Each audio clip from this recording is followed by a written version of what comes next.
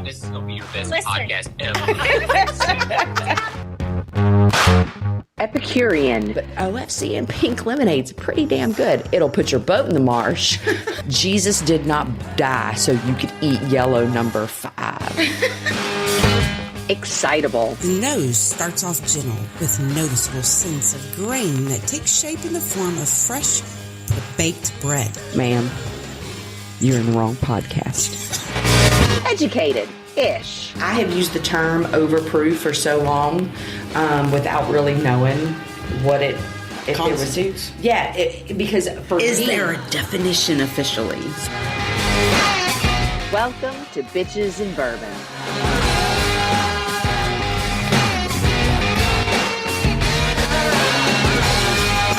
And I think we're live. Like, I don't even know. Reba and I were just talking like maybe we needed a drink before we started drinking. Like, I don't know how that really works, but I think that's the kind of morning we're having. It's actually not morning anymore. It's Early afternoon. it's the weekend. Yes. It's a holiday weekend. Yes. So the fuck ever, right? Ain't got shit to do tomorrow. Ain't got shit else to do. Anyway, hello, Bitches and Bourbon universe. How are you guys doing today? It is April, and I am here with Reba. Hello. And we actually like pulled an audible this morning because we thought we were going to be recording like actually AM time, Yes. right? Yes. Guys are playing paintball. That was the original plan. Thought we would would do that while they were playing paintball. Yeah. And then, as always, life happens and shit happens, and you got to take care of shit before you can have fun. That's right. That's right. Work before you play. So, the bottle on deck this morning was going to be the Jameson Cold Brew because I thought, how cute would that be? Yes. Sitting around at 9:30 in the morning. And that would be the thing that would make it okay because it's cold brew. Like, it's practically coffee, right? Yes. What a more appropriate morning beverage. Spiked coffee. Whatever. But I was working on getting the Jack Daniel's Gold episode out and ended up with a rabbit hole, which we'll get into because that was why we decided to change the bottle. Yes. So instead, what we have today is the George Dickel Bottled in Bond. Bottled in bond. Cheers, baby. Cheers. Yes, we're moving this right along. So I have to say, taking a little sniff, it smells like it's 100 proof. I didn't even smell it. I know. I was just going to be... I was about that life. Like yesterday, Friday, Saturday, and today, I have chose violence, right? and so it would appear that today is the same thing. Wow. Yeah. It is. It has a very interesting composition. It's delicious and punches me in the face. Yeah. So this is one that I would love to drink, and I'm not like offering it to anybody that is not a typical whiskey drinker. Is it fair to say that it's smooth with a punch? Because like it's hard to describe. Like it does not give you as much bite or burn or whatever as you would anticipate after smelling it. So I guess that's where like the smoothness part comes in. You know what? But you can tell that it's Maybe I should smell it. yes. Yeah, that seems like it needs to open up a little bit, doesn't Right? it? Like air out. Smelling it versus tasting it, I would have expected a bigger smack in the face when I tasted it. I feel pretty smacked.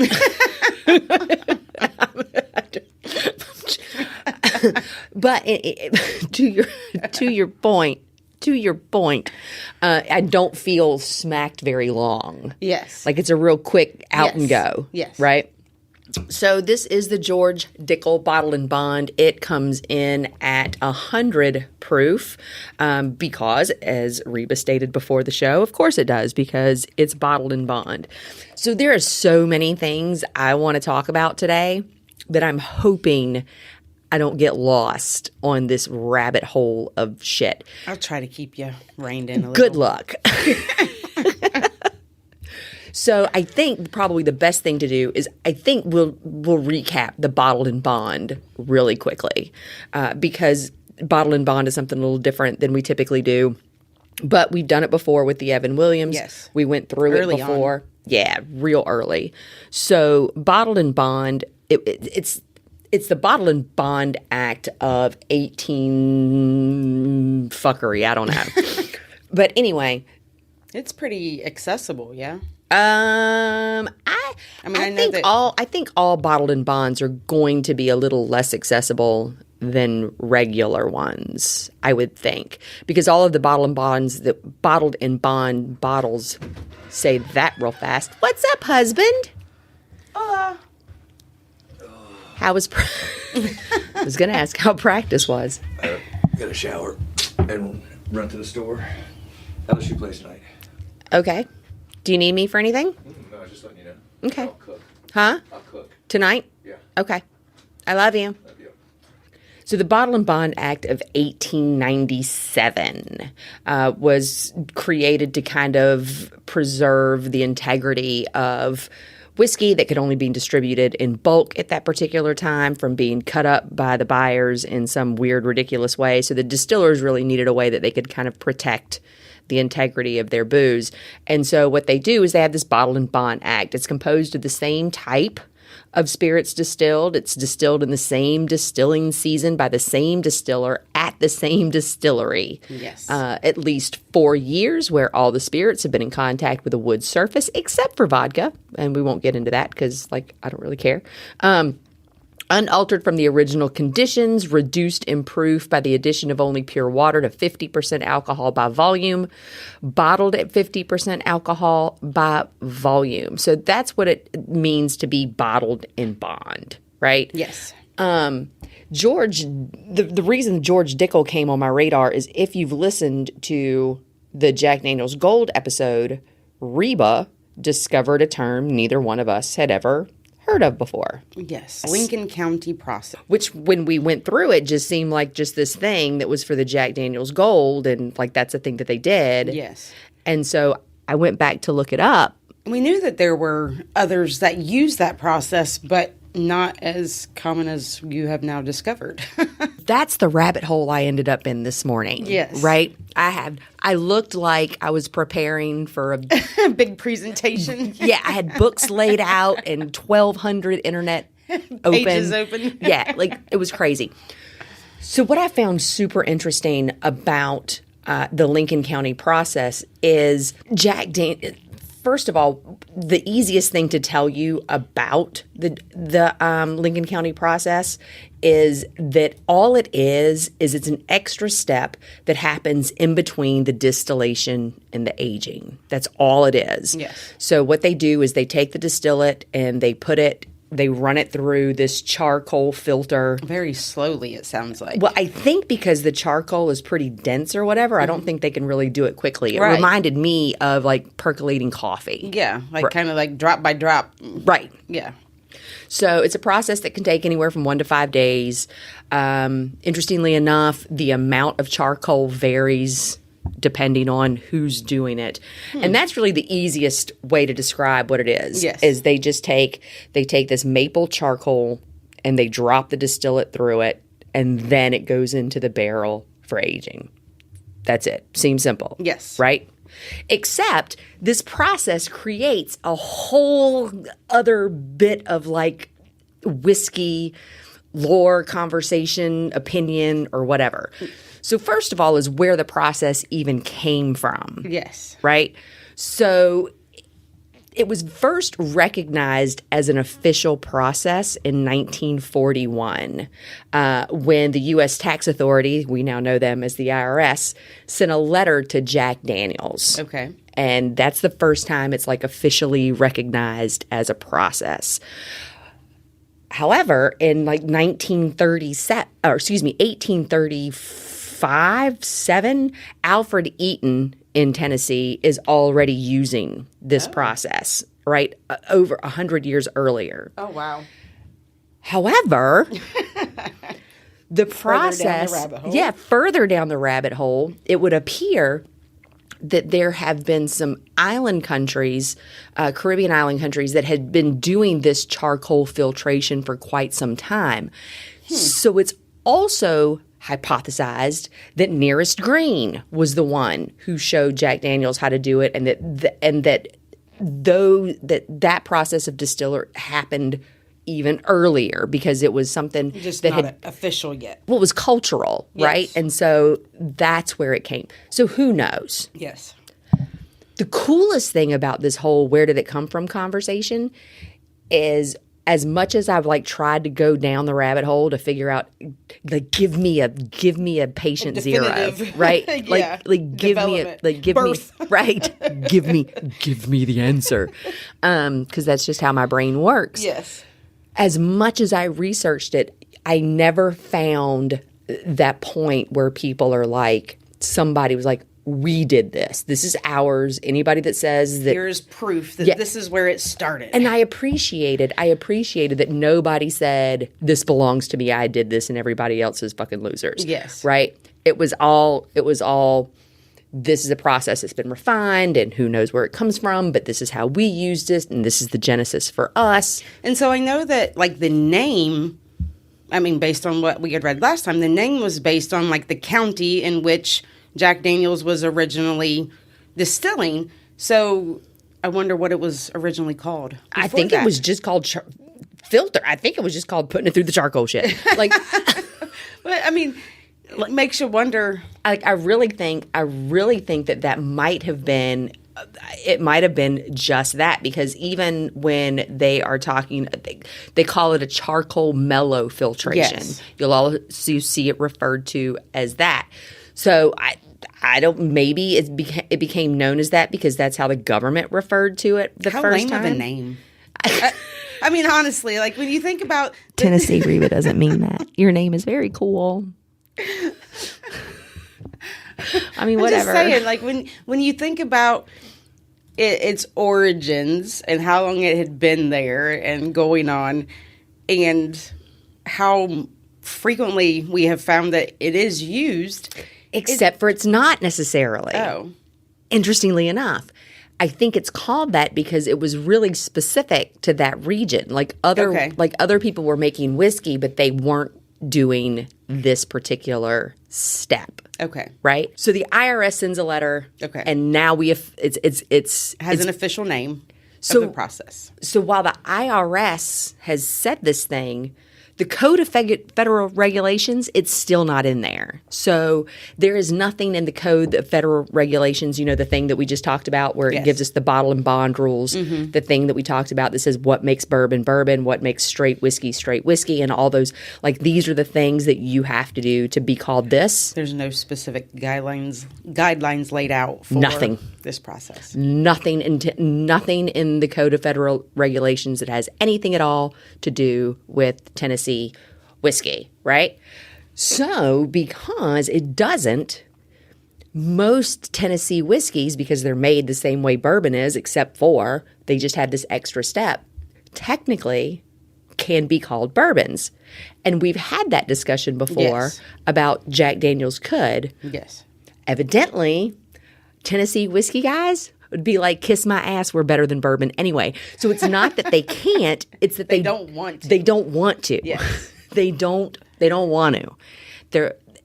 They're like, this is our shit and we like it best and it's better than what you do. So we don't even want to be called that because we think Tennessee whiskey is greater It's than. not even a consideration. We think Tennessee whiskey is greater than bourbon. Wow. I was like, huh, all right, bet. Tiny bit cocky. Yeah, but I ain't mad at him though. No, I'm not either.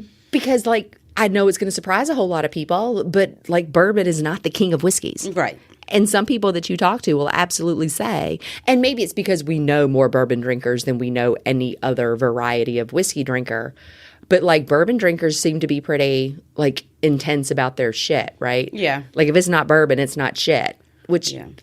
we don't agree No. at all. We are not. We are far from bourbon purists. I especially Right. don't agree, right? Yeah. So I thought, like, I was like, huh. So it's not that they can't, it's that they don't want to. right? Interesting. And And this could be so boring for every single fucking body. And if it is, I'm so sorry, but I'm completely beside myself, fascinated by all of this stuff. So I'm going to keep going. by all means, educate me. So while the Code of Federal Regulations does not mention Tennessee whiskey at all, the state of Tennessee is like, fuck y'all, we're Tennessee whiskey, we have a law. Okay. So the Tennessee Annotated Code does have a rule. A requirement. They have a requirement. And here's what I love about us. Like if you go on the interwebs, there's all kind of bullshit you can find. Yes. I went straight, like just like with the Code of Federal Regulations, I went straight to the Tennessee Code. And it's so you know, and you can fact check me, podcast world. It is Tennessee Code Section 57-2-106.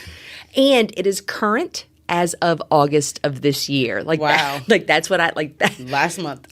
Well, because what I found out was like after this law was adopted, you had a couple of whiskey makers that fought it. Like some people didn't like it. There's one, Pritchard's, as a matter of fact. Oh, really? Are like, look, if we wanted our shit to taste like Jack Daniels, we'd be making Jack Daniels. Like we don't, like you can't make us add this charcoal step in here to be called Tennessee whiskey. We've been making whiskey here as long as anybody else has. That's not the flavor profile we're going for. Yeah. Like and so some distillers have been like grandfathered in, and there's like some exemptions that you can apply for so that you can still be Tennessee whiskey and not have to do that process. This Lincoln County process. How long ago did they enforce the requirement of that process? Do you know? One, I did know. Which book was it in? Like this has been me. This has been my life all morning.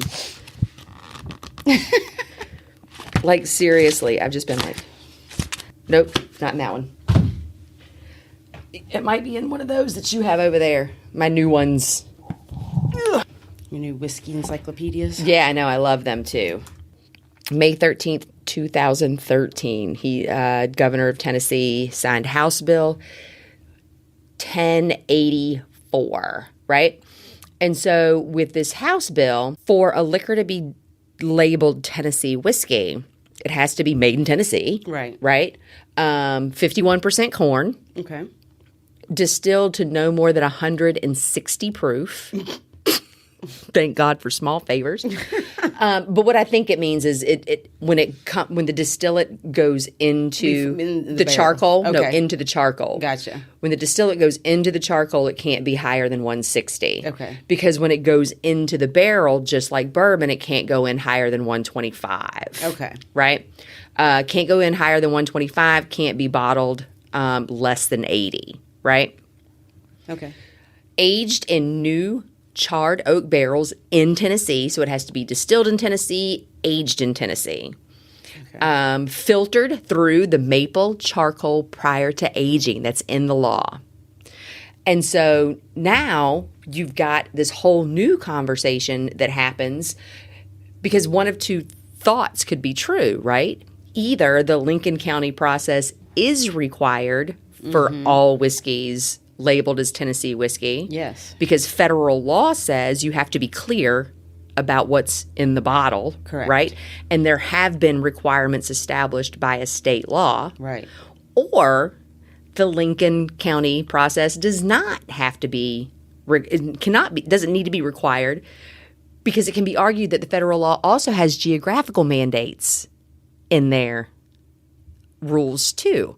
So interesting. Yeah, but I can also see how those that have been established well before 2013 would want to fight that. Right. Of having to add that in after you've already established your flavor profile and an expectation for what your consumers, would anticipate getting from their product already to then throw that in and say, guess what?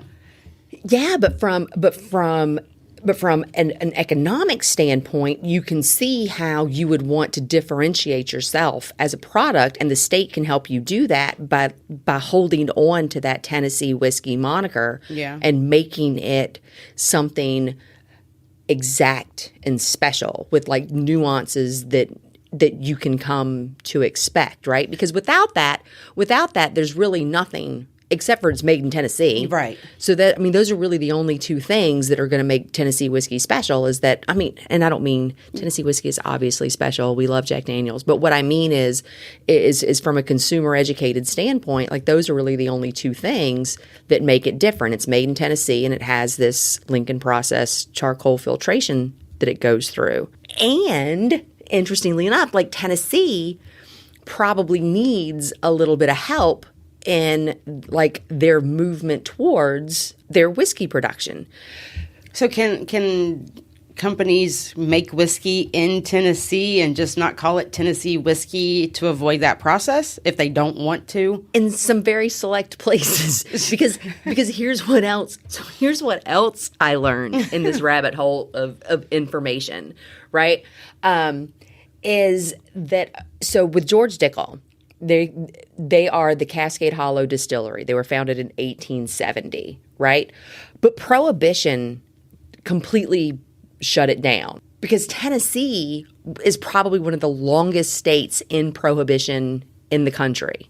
So even though that the 18th Amendment for Prohibition was ratified January 16th, 1919, Tennessee has the very first Prohibition law recorded in the country in 1838. Wow. Where it's now a misdemeanor to sell booze in a tavern or a store. That's 1838. Yeah. They are in full Prohibition mode by 1910, like 9 years before actual Prohibition started. Wow.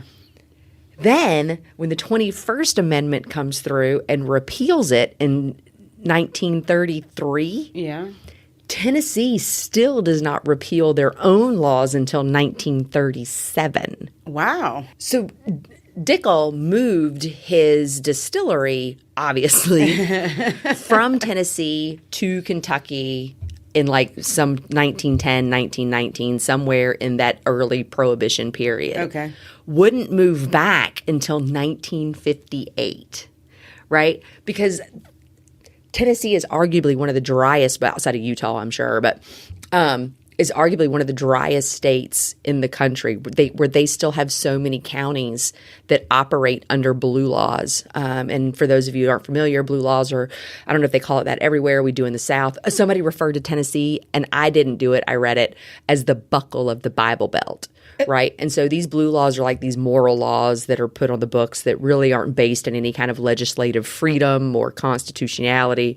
It's just the moral preferences of the majority of people that live there. That's where you can't buy beer on Sundays. I could have lived there. I know.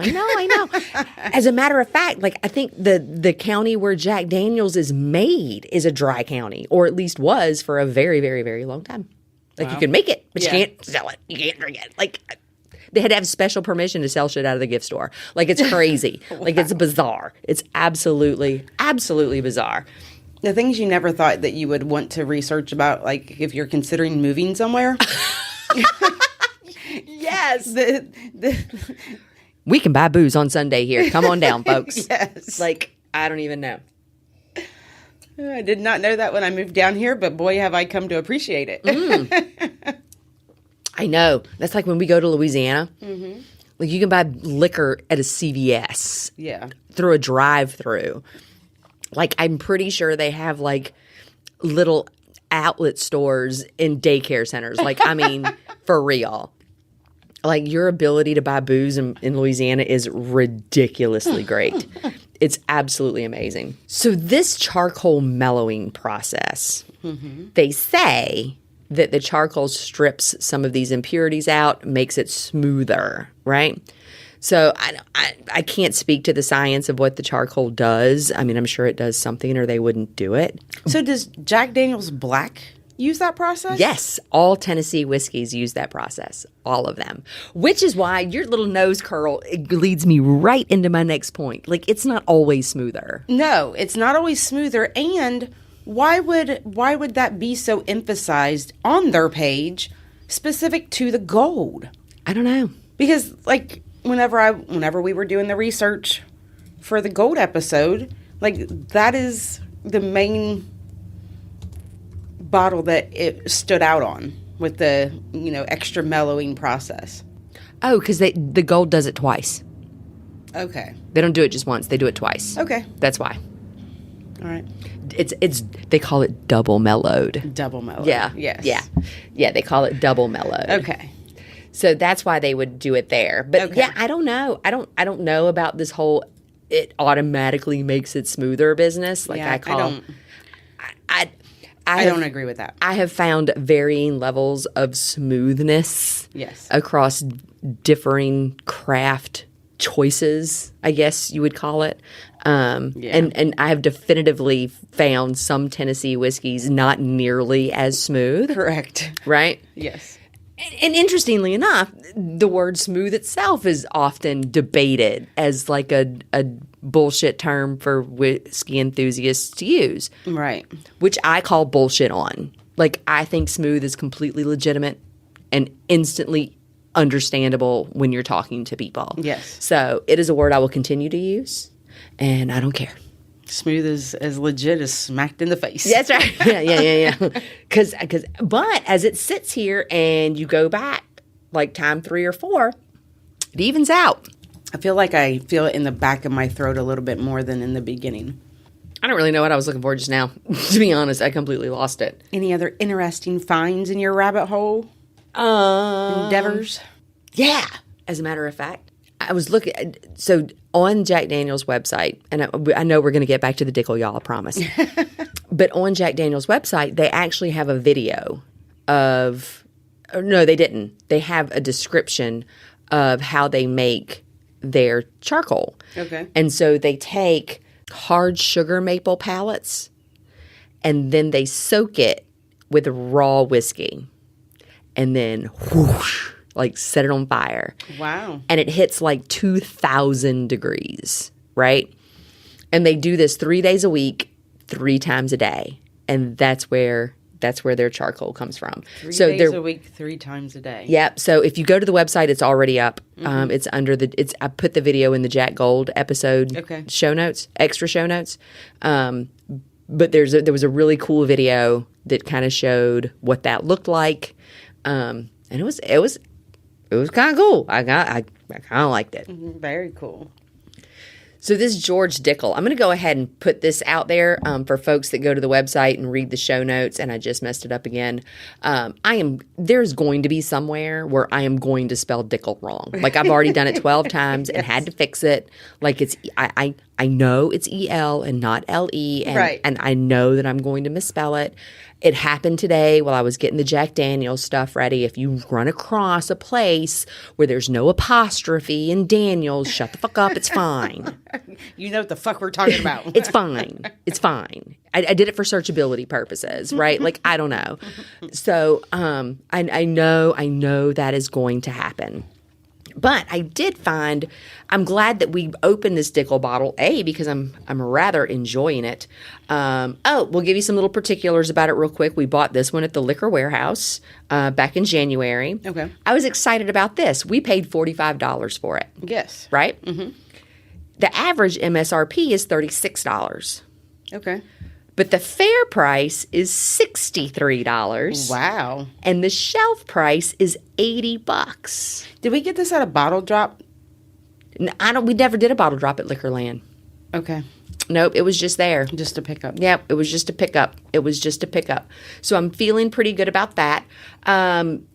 Tullahoma, Tennessee, where the distillery is. How long has this been out? Do you know, Dickel? Nope. Not the bottled and bond, I don't know. Okay. I mean 1800s, but the bottled and bond, I think 13 years ago. I think the it's not something that stood out, I don't feel like it stood out as being something on the shelf, a handful of years ago. No, because this one is aged 13 years, and they had 2 distilling seasons. Oh, excuse me, 3 distilling seasons: 2005, 2007, 2008. Okay. So this would have to be a 2008 distilling season, I would guess, if I had to guess. Mm-hmm. But they entered the bottle and bond category in 2019, right? Yeah. So 2019 is when the Dickel Bottled and Bond was first released. So only for a few years it's been available. Mm-hmm. Okay. That makes sense. So I feel good. I felt good about the price. I thought that was pretty cool. Yeah. And if you look on the bottle, just right there on the front, I'll give you a minute to tell me what's interesting about the front of that bottle. That it ends with a Y, not EY? That's it. Really? Bing, bing, bing.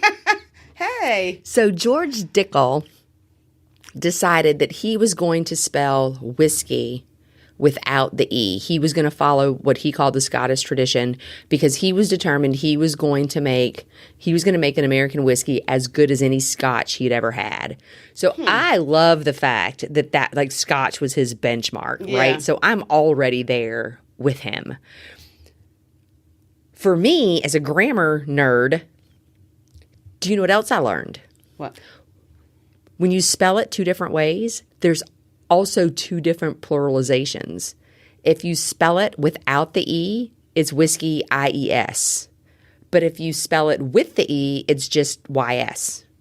So it's plural two different ways depending on how you originally spelled Interesting. the root word. Yeah, I fucked that up a lot today too and had to go back and fix it. So and there's probably errors there too. So like whatever. This is interesting where it says George discovered that his whiskey made in the cold winter months tasted smoother. Mellow like the moonlight. Ain't nothing better sipping. That's what it says. Ain't nothing better sipping. And I wonder if that, because they also chill it. Yes. They chill it before they send it through the charcoal. Yeah, it says we think our unique chilled filtration process makes a fine whiskey. Hope you agree. Yeah, and we talk, and I think in another episode, like now that I'm completely just enamored with this going, these deep dives into these terms, yes, we're going to have to revisit the cold filtration that we talked about earlier. Yeah. I know we went pretty deep, but I need a properly laid out essay explanation of what that is. And you can find a properly laid out essay explanation complete with works consulted at the end if you go to the website because it's there. This Bottled and Bond release is one of a kind, sourced from barrels laid down during a single distilling season and selected at peak maturity for a taste that's unique, complex, and bold.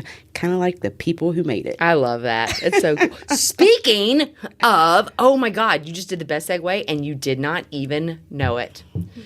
The current George Dickel general manager and distiller is a person named Nicole Austin. Hey! Another female. She is the head honcho over there at the Dickel place. And I thought that was super, super cool. That is very cool. Yeah, she's a chemical engineering grad. She was the master blender for Kings County Distillery in 2010. She's been with Oak View Spirits, the project commission engineer for William Grant and Sons at the Tullahoma Distillery in Ireland. She is a founding board member of the American Craft Spirits Association, co-chair of legislative convention and state guild committees. Wow. Yeah, she's cool. I love her, and she's cute too. That's pretty impressive. Yeah, I was super excited. I was super excited to find that out. So yeah, I was like, okay, I'm in. It was very fortuitous. That means lucky.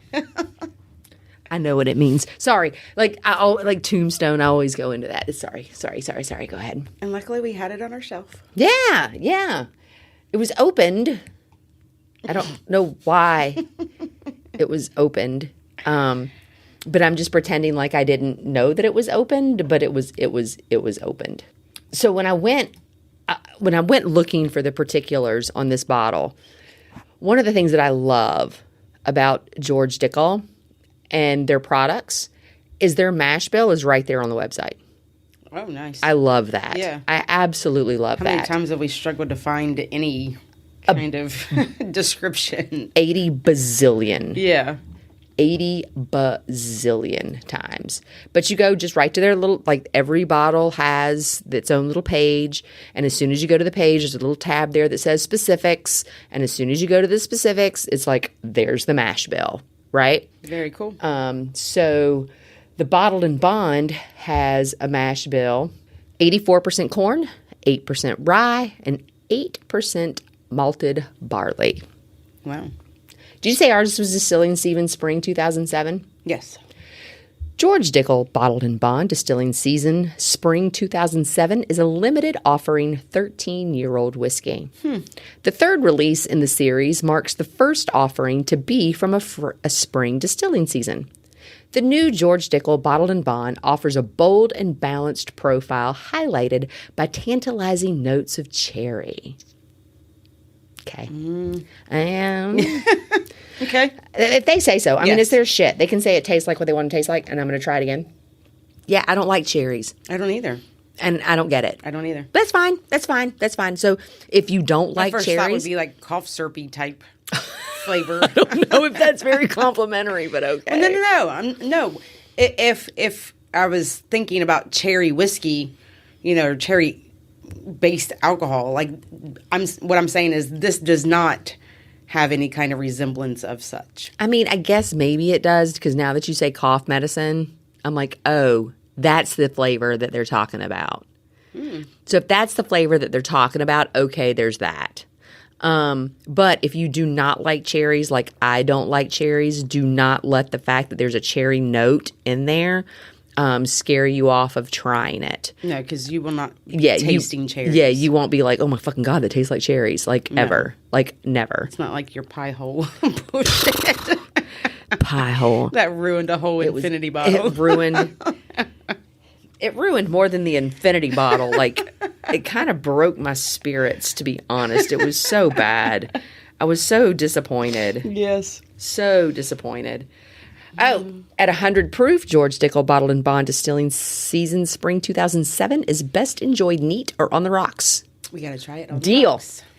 And plays well in many classic cocktails like a perfect Manhattan garnished with an orange peel. Whiskey drinkers can enjoy this rare 13-year-old high-proof liquid at a great value. All right. I could see some orange peel being nice with this. I'm not ever calling my shit liquid. I'm never saying that. Whiskey drinkers can enjoy this rare 13-year-old high-proof liquid at a great No. value. Like, I'm never saying that. Liquor. No, maybe. it says liquid. I know that. I have my contacts in and everything. I know that. I'm just saying Contacts in and everything. that would be a better word to use than liquid. I'm not using the word No. liquid. Like, you might as well fucking say juice. I mean, it's just 13-year-old high-proof juice. I mean, come on. Oh, mother of fuck. So when I was researching the whole Tennessee thing and Prohibition and like how many counties were still dry and how many were like not.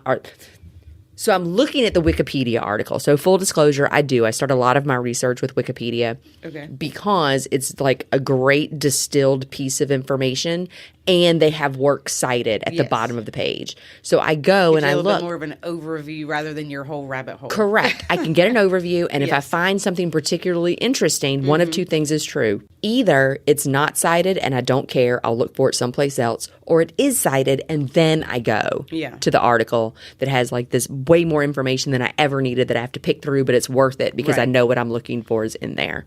So anyway, I had started at the Wikipedia about Tennessee alcohol laws or whatever. And so they have listed dry counties, Okay. wet counties, and Moist. Is that the word? yes. Are you fucking serious? I'm fucking as soon as I'm sitting here in this Moist chair. counties? Shut up! Don't say it again. I almost said that word a little bit ago when you were like liquid and Shut up! Don't say it again. It's horrible. It's so. I mean, seriously, like the only Wordle I've ever gotten in one word was that word. Because somebody had posted it on Facebook, today's Wordle is the worst word in the world. And I immediately knew that's the word they meant. oh. It's off. Oh my God. But I'm like, really? Like, This is what we're doing now. This is how I choose violence. So I'm not using the word liquid, and I'm not using that fucking word either. Time for some ice. Yay, ice! To try to get me over my upset tummy that I have now from... God, that word is just the worst. I feel like I nerded out this whole episode, and I'm not nearly as funny as I should have been. We're a well-rounded group. Okay, that was funny. We're very well-rounded individuals. We play well with others. Sometimes. Okay, so do you know that after we finish this episode, we will have 4 episodes recorded, ready to publish? Really? Yeah. I got to get on that. It's getting harder, right? Because I'm getting so much more interested in the post-production. Yeah. With things like what we did with just now with the Lincoln County process. I'm getting so much more interested because... Kind of looping, following back up on things that we discover. Yeah. And because the website is getting so much better, right? Every time I add something to it, I'm like, shit, you could do it this way. Shit, Yeah. you could do it that way. And you could have all this information on there, and it could be just such a useful tool to people.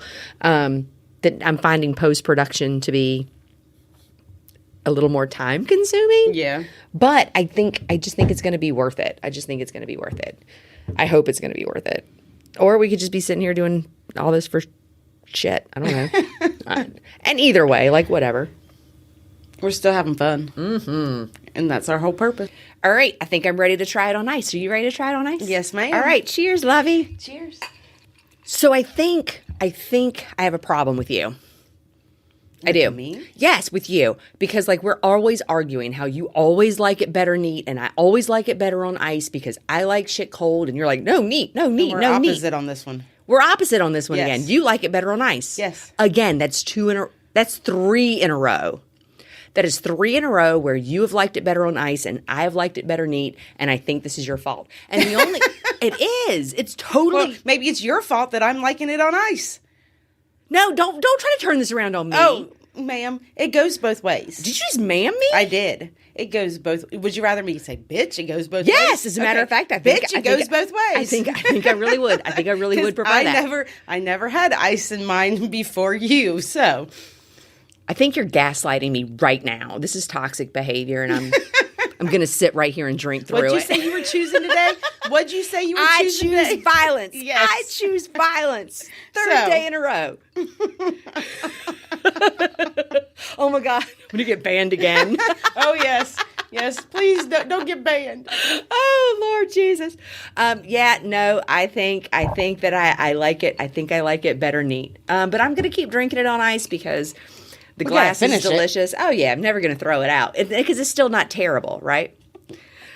All right, so there's our take on the George Dickel Bottled and Bond. We'd buy it again. We'd buy it again. I'm not going to buy it at $80. No, If I go in the store, I go in the store and it's doubled in price from when I bought it back in January. If we can get it for less than $50, yes, then we'd buy it again. Yes, because evidently it has doubled in price since we bought it back in January, and yeah, I'm not paying $80 for it. Love you, mean it. But if I can find it at regular price, I'd buy it again. Absolutely fantastic. It's delicious. Yes. And we appreciate you guys joining us today. It's been fun. Until the next time. Cheers. Cheers. Thanks for hanging out with Ape and Reba on this episode of Bitches and Bourbon.